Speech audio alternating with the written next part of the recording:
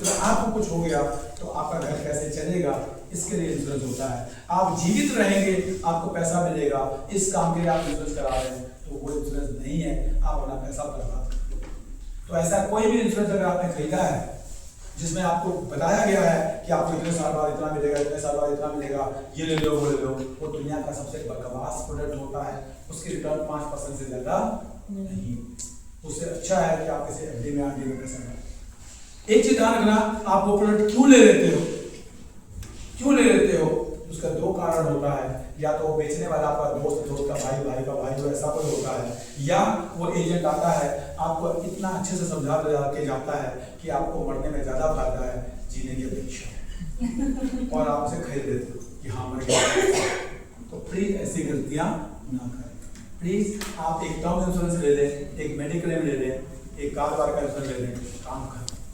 Mediclaim को जरूर लें और प्लीज कोशिश करें कि एक छोटे अमाउंट का मेडिक्लेम लें, 2 लाख का, 4 लाख का, 5 लाख का, 10 लाख का, जिसका प्रीमियम आप जीवन भर भर सकें।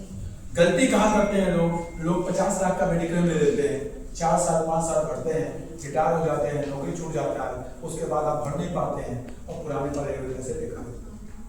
आप 5 लाख का ही मेडिक्लेम ले, आप 10 लाख का ही ले, आप 2 लाख का ही ले, आप उतने अमाउंट का मेडिक्लेम ले जिसकी प्रीमियम आप किसी भी परिस्थिति में भर सकते हैं।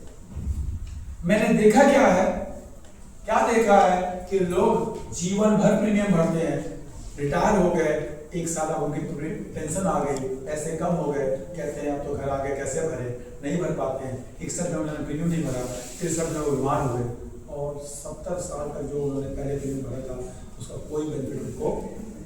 तो प्लीज बड़ा अमाउंट का मेडिक्लेम। उसी तरह से टर्म इंश्योरेंस जो है वो आप जो है कोशिश करें उसी स्तर लें जब तक आपके ऊपर कोई लायबिलिटी हो। सपोज मेरी बेटी अभी 12 साल की है, मुझे पता है 15-16 साल बाद उसकी शादी हो जाएगी या उसकी नौकरी लग जाएगी, उसके ऊपर बाद में कोई लायबिलिटी नहीं है। अब अगर उसके बाद में 10 साल बाद 5 साल बाद मर भी जाता हूँ तो वो पैसा किसी के काम नहीं आएगा। अल्टीमेटली या तो फ्लैट खरीदा जाएगा, या यूरोप घूमा जाएगा, या बैंक में पड़ा जाएगा। लेकिन मैंने टर्म इंश्योरेंस लिया था कि अगर मुझे कुछ हो गया तो मेरे बच्चों को काम, वो काम तो खत्म हो चुका है, जब बच्चे सेटल हो गए तो काम खत्म हो गया। तो प्लीज टर्म इंश्योरेंस 70 साल के लिए, 80 साल के लिए ना लें। टर्म इंश्योरेंस जब तक, सपोज मैं 45 का हूँ, 15 साल बाद तक मेरी लायबिलिटी है, तो मैं 60 तक के लिए ही टर्म इंश्योरेंस, क्योंकि आप ज़्यादा समय के लिए लेंगे तो टर्म इंश्योरेंस महंगा मिलता है, उसका प्रीमियम ज़्यादा होता है, उसके एजेंट भैया का कमीशन भी ज़्यादा होता है, इसलिए आप उन सब चक्करों में